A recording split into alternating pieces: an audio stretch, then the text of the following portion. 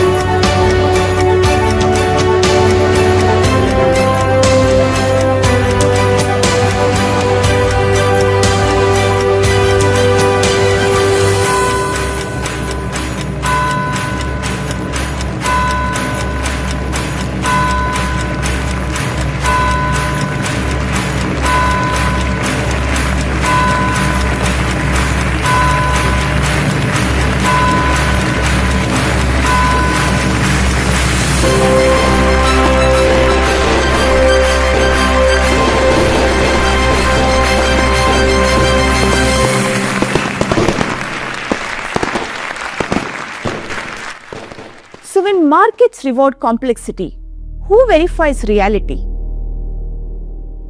Enron's core promise was simple. It could predict the future better than anyone else.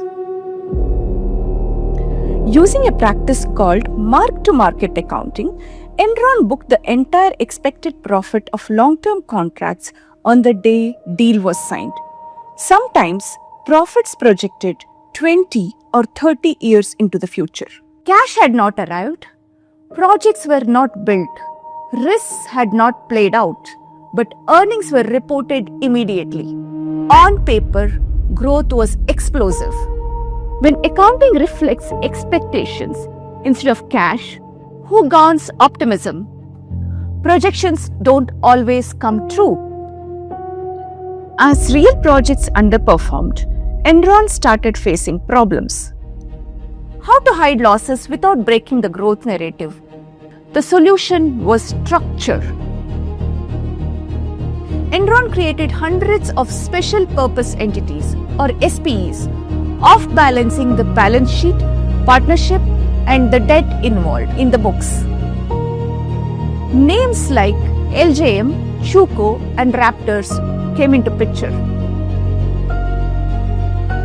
These entities were meant to be independent, but they weren't. Some were secretly controlled by Enron executives themselves. Losses disappeared from Enron's financial statements. Debt was hidden. Enron's earnings looked clean. When complexity increases transparency on paper but reduces it in reality, what should boards do? At the center of this system was culture. Enron celebrated aggression, risk-taking was rewarded, internal dissent was punished, employees were ranked ruthlessly, the bottom performers were fired annually. Short-term gains mattered more than long-term sustainability. Ethics did exist in policy, but not as a practice. When incentives reward results alone, what happens to the truth? External gatekeepers failed too. Enron's auditors, Arthur Andersen, signed off on the financials while also earning lucrative consulting fees with them as a client. Analysts continued to issue buy ratings even as warning signals mounted. Board approved complex transactions that it did not fully understand. Oversight became ceremonial. When no one wants to be skeptic, who protects shareholders? By mid of 2001, cracks began to surface. Cash flow weakened, debt mounted, confidence slipped.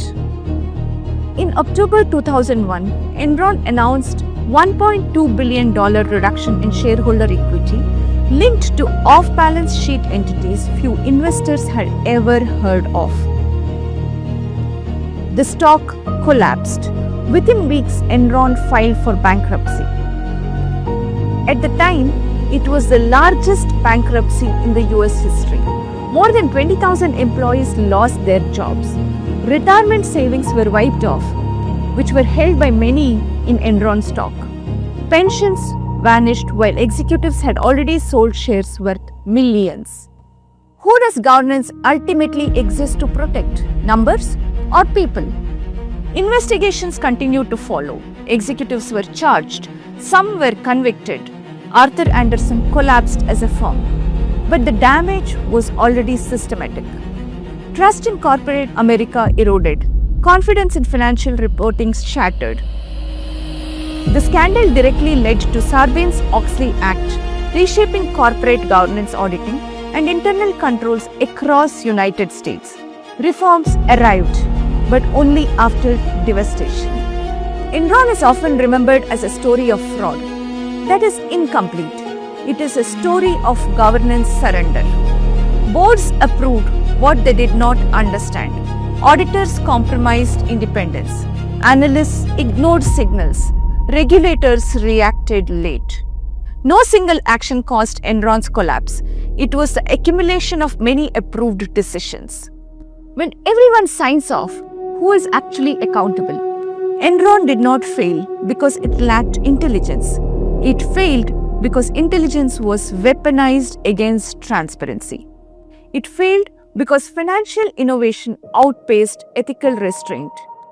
It failed because governance trusted complexity instead of questioning it. Enron collapse teaches a timeless lesson. When profits are engineered, reality eventually audits the books. And when governance fails to challenge success, failure arrives without warning. If your organization stopped today, would its value exist on paper or in reality? This is Enron's story. Not a failure of markets, not a failure of accounting rules, but a failure of governance to ask the simplest question early enough. Where is the cash and who is telling the truth?